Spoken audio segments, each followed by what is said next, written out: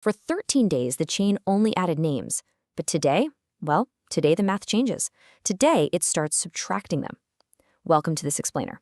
If you're a serious collector, art, culture, high-end sports memorabilia, we are completely reframing exactly how you should look at the 2026 FIFA World Cup. We're not treating this like just another sports broadcast. Actually, scratch that. It's more like the largest live authorship event on Earth. It's a 48-team machine, and it's just entered its absolutely ruthless subtraction phase.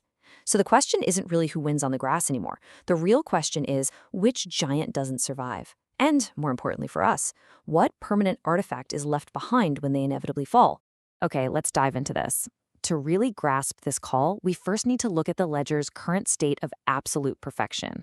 Just consider these perfect six standings. We've got Mexico, the USA, Germany, France, Norway, and the defending champs Argentina. These are the flawlessly performing nodes in this massive tournament system right now. They've grabbed maximum points.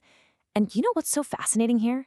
A systems analysis model priced France early, and yeah, they are perfect. But look at Norway. Absolutely no model priced Norway, yet the chain wrote them in anyway, and now they're sitting perfectly level with the absolute giants of the sport. But, see, this tournament isn't just generating new data. It is locking in massive, unchangeable historical milestones. 1,000. On June 21st, 2026, Japan played Tunisia. That wasn't just another group stage game. It was literally the 1,000th match in World Cup history. We call this temporal anchoring. It's this perfect round number striking the ledger right in the middle of the tournament. And for high net worth collectors who are hyper-focused on historical permanence, this is exactly the kind of unrepeatable block you look for. It's a moment that's going to read exactly the same way a century from now. And this brilliantly illustrates how we actually read an event of this incredible scale. In our framework, we use 4 sociological lenses. First, the forecast, which mathematically models France. Second, the prediction, which looks at current form and reads Spain. Third is the market, which currently prices France at roughly 20%, with Argentina moving up to about 14% as a co-favorite, while Spain kind of slips back. And finally, foresight, which looks beyond all the data and just feels the fragility of the teams on the ground. By the way, please note, the roughly $3 billion in volume we're seeing on winner contracts, that is just a fleeting cultural snapshot of human expectation. It's a time-stamped consensus, definitely not financial advice. It just shows us the cloud of probability before it resolves. But where there is perfection at the top, there is absolute fragility at the bottom. Contrast those perfect 6 with the names facing what we call 0-point fragility. We're talking about Croatia, Portugal, Belgium. These are historical heavyweights facing imminent deletion. Croatia was a 2018 finalist, and they're sitting on 0 points. Belgium is just languishing in their group without a single goal. The market might still have some lingering faith in their legacy, but let's be real, the mathematical record doesn't care about the past. This just proves the system's absolute ruthlessness. Today is their decision day. The clock decides which giants it keeps and which it completely deletes. Let's move to and see how this builds, because the architecture of this World Cup is entirely new. We're moving through 3 distinct phases. The group stage, that's the cloud. 48 teams, massive noise, just pure probabilistic abundance. But right now, we are entering the brand new round of 32. This is the chain. This is the absolutely critical filtration layer, where the complex, chaotic matrix of group play condenses into a brutal, binary cascade. You either win or you get deleted. One irreversible bit at a time, condensing all the way down until we reach the clock. The final whistle in New York that closes the entire system forever.